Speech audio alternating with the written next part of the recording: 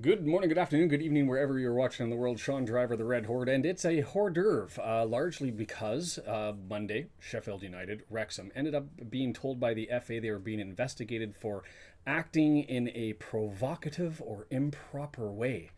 And I went, well, what does that all mean? Time to dive into the regulations and figure all that sort of stuff out, and that's kind of what I do. So if you're into that sort of stuff, we'll jump into it. Welcome, the Red Horde, and let's get into it.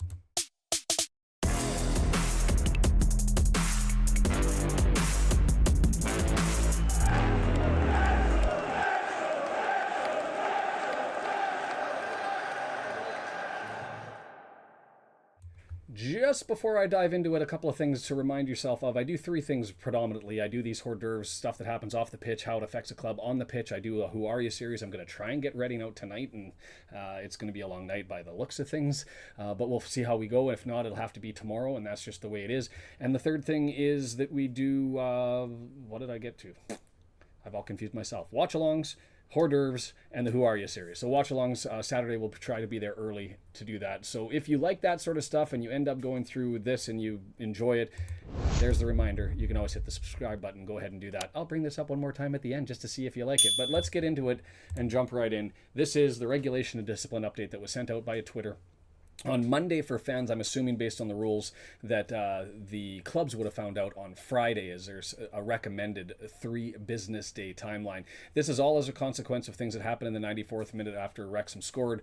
We went to go and try to get the ball to play quickly. Things got held up, and we've got to deal with this charge now. And so the question that I ask is, what does this charge mean? So you can go and get, I'm going to put it up hopefully as a card here. I'll put it down in the description below. We're dealing with the FA Handbook 2425. And what I've done, because the screenshots don't look really good, is I've just taken a bunch of the language and I've dropped it into a bunch of graphics that look something like this. And so you end up starting with Rule E20. That's on page 143 of that handbook. If you want to grab it and follow along, you can do that. And hopefully I give you enough bookmarks that you can find it. Improper and or provocative way references Rule E20 of the FA Handbook, and it includes everybody, players, clubs, officials, employees, servants, representatives, basically everybody associated with the club. And it says E20.1 that you're going to behave in a way which is improper, offensive, violent, threatening, abusive, indecent, insulting, or provocative. And 2 of those captured here. E20.2, that gets into a lot of the discriminatory stuff based on ethnicity, color, gender, all of that stuff. You can see those that are there. A more significant charge, that's a non-standard case. It comes with a lot more involvement, more significant penalties. You're looking at 6 to 12 game suspensions, those sorts of things along the lines for that. But then E20 is in the fast track process. And that's, again, assuming that this is what's called a standard case. Non-standard cases, typically those that involve, if players in the technical area got involved, officials for the team got involved, supporters get involved, it starts to escalate.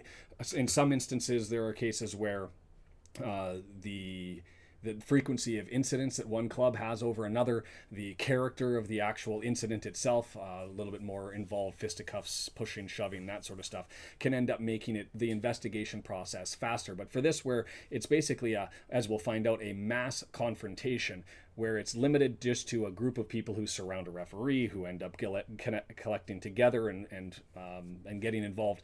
That's a mass confrontation, and it fits in within the fast track. So we're at page 239. You'll find the table there as to what constitutes something that fits in the fast track action. You look under the regulations, and it says these non-fast track regulations shall apply to all matters of misconduct. And misconduct, very broad. Within the rules, and not just limited to the FA, it includes UEFA and FIFA and affiliated associations. It really captures everything, and then they start to narrow it down from misconduct into provocative and improper, and from there into mass confrontation. And so anyway, misconduct is a non-fast track matter unless it's fits within the table, and you go into that table, and what do you find? Table 10 describes matters failing to be determined in accordance with fast track process, and it says includes in the table next to the case type mass confrontation in the description. And it says incidents where player managers or others engage in mass confrontations. So matters falling to be determined in accordance with fast track. It includes players, managers, or others. So that's exactly the circumstance we have in the Sheffield United Wrexham incident. Is you've got players that were engaged in a mass confrontation. And so under that, a charge of misconduct contrary to Rule E20, failing to ensure players conduct themselves in an orderly fashion, etc. So as I said, we're narrowing down from misconduct.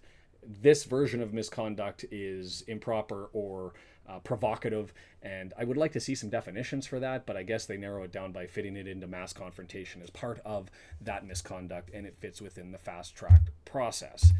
So we have, just to summarize all of that mess, a charge for improper and provocative action. The charge does not involve discrimination. The fast track rules apply to the club's players and managers. It does not for supporters, by the way, if that's involved, if it's not, and you find in the reasons, the written reasons that are out there, and I'll provide a link to that at the end.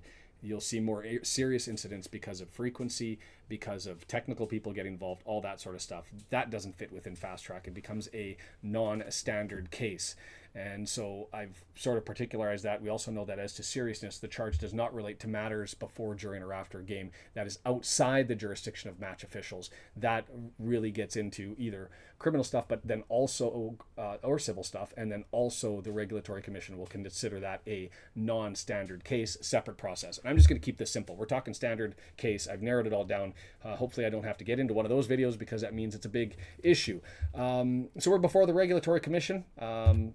And the Regulatory Commission is by definition drawn from a judicial panel established by the FA Council. So they pick their people and away they go. That's at page 29. And then the Regulatory Commission says, hey, provide your evidence, provide your video evidence in support or in defense of it. You can argue to mitigate. You can do a whole bunch of things. And so they give you your list of things to do, and that will be provided by the club. And that's fast track to Rule 6. So again, we assume that the club learned about it Friday before 5 p.m. in accordance with fast track to Rule 7, which requires all evidence of the FA that they intend to rely on to be submitted the 3 business days following the incident. So I've mentioned again, discrimination considered a standard case and something different. So what can you do? What can the club do here in this situation? Standard case, participants in standard cases were in fast track to Rule 16.1 through 0.4. They can admit the charge. They can admit the charge and plead mitigation. There was some incident, they point the finger at the other side. They say that there was a measure of control to try and limit it, whatever that mitigation may be to limit the consequences. They can deny the charge and request a personal hearing, and they can also deny the charge and submit written reasons. And then what takes the step further is what you do impacts the penalty that you could potentially receive. This is from section 10.1. The decision the club makes will impact the penalty for the club. A standard penalty charge 1 is provided when the charge is admitted and the penalty is accepted, and then a standard penalty 2 charge is provided when the charge is denied and then subsequently proven by the Regulatory Commission. So if you deny it, you're going to get smacked with a heavier penalty. So it's your call on what you decide to do as a club, and away we go. Jump that again to the same thing and then say the rules also provide that admissions and standard penalty 1 is approximately 1/3 lower than standard penalty 2. They do come up with a table, and I'll talk about that later, but it's not available within the handbook itself. It's not available as a separate PDF. It's provided, the rules say, from time to time, and all I've been able to find is a 2015 version, but we have to go with it. So the decision and the penalty, so where the charges are admitted or they're subsequently proven, the Regulatory Commission has the discretion to impose a penalty within sections 41 to 44 and part 52 of Part A, the general provisions. So this is a broad capture of potential penalties. It could be anything from reprimands, fines, suspensions, closure of a ground, point deduction, or expulsion. That's a little bit too far considering this is a standard case, considering that they've got a formulaic table that they're supposed to rely on, and they're only supposed to go outside of that formulaic table in significant circumstances. But it also says, and I say that, a standard penalty 1 is the norm, and that penalty is defined as determined by the association in accordance with a tariff of standard penalties in force from time to time to be applied in relation to standard cases in the fast track regulations, Part E, to the disciplinary regulations. And so I've gone through that and said, let's look at the table then. If I'm dealing with a standard penalty, I'm not technical people, the players warming up, no officials, nobody from the club except for the players on the field got involved, this fits that definition. So what do we expect? Standard penalty. That tariff item is there, and I found that from a standard penalty guides that was in a sports law blog called Player Ed that hasn't been operative since I think 2020, 2021. But I have reviewed a couple of other decisions, and I find these penalties to be consistent. So the standard penalties is in League One, and there's different levels. Premier League, you're looking at roughly 20,000 quid. Championship, 5,000 quid. League One, 2,500, and I put that there as an admitted charge for the standard penalty. And in the conference, the National League, you're dealing with 500 quid. It jumps up if you deny and then it's subsequently proven, and that's to 37.50. So the Regulatory Commission may still exercise its discretion to penalize greater than that, and under those sections 41 that I went through before regarding point deductions, but you're only going to see that in like exceptional circumstances, and it's not applicable here. So what are we talking about? I searched the decisions for another E20 charge involving Wrexham, and there are none on the system, and I'll provide that link for people to see. So not a regular charge for Wrexham. This would be the first that I've found as far back as those decisions are listed. So take that for what it is. I expect $2,500 charge if they admit it. If they're going to contest it and it's proven, then $37.50. Given the facts of the circumstances, both teams were involved. They got together and had a firm discussion. No punches thrown, nothing like that. And I think this is probably the charge that's going to happen and the one that's going to stick. Wrexham, you do what you want to do, but I would anticipate they just admit and carry on. So accumulation, the other thing to consider is with all things the FA, accumulation is a thing. Not only if you get a number of non-standard decisions against you, the penalties end up doubling each time, and there have been discretion used by the Regulatory Commission in charging more than $2,500 just because it's happened frequently, and you can go through some of those decisions. I've read a half dozen to a dozen of them, just kind of skimming them to see what's out there. But there is, separate to that, another accumulation factor, and this is accumulation that includes red cards and the points that are provided, as well as fines, suspensions, penalty points that come from E20 charges. So you can expect that there's going to be a charge of 5 to 10 points here if it's proven. And that's page 216 of the handbook will provide those details. You'll also get penalties for red cards that range anywhere from 4 to 10 penalty points, depending on why you got the red card, whether it was for protesting, whether it's for wiping somebody out who had a clear opportunity at goal, whatever it is, a violent play, that gets a more serious penalty points. And so as you get those penalty points and you collect them, you can get a warning, you can get a fine, and 100 points, they can take that further to give you a further fine, come up with an action plan to try and limit the continuing nature of all of the problems, red cards and charges you're getting. So that's sort of, I've listed them there. It's Rule 87.1 that lists out those most serious offenses through accumulation. Again, first incident this year, first incident I found, don't see point accumulation being a significant issue for Wrexham, but something to be considered if we get too many of these. It gets expensive, and it could have subsequent risks depending on the seriousness of the event and how frequently they arise. Just to wrap this up, and again, wanted to get this one up quick. Didn't want to make it a big one. Feel free to watch it again. Hopefully it made sense to you, but I've posted the links there. The FA Discipline, you can go there. Actually a very helpful site once I found it. It was difficult for me to find, but it allows you to search based on the offenses that are out there. So you can enter in E20. You can find a whole bunch of decisions. There's some from last year, the Wombles and the Dons in a match. There was Bradford City and I can't remember off the top of my head. But in a lot of those instances, you'll see that because technical people got involved, or because Stoke City was in one where it was the frequency of the Stoke City incidents that they got charged with a more significant fine. But that was after 5 or 6 within like a 3-year window. So at the end of the day,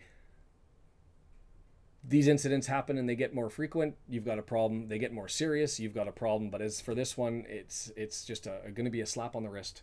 I anticipate $2,500 to $37.50, depending on whether we contest it or it's proven later. To the FA, I would like to see mass confrontation defined a little bit better.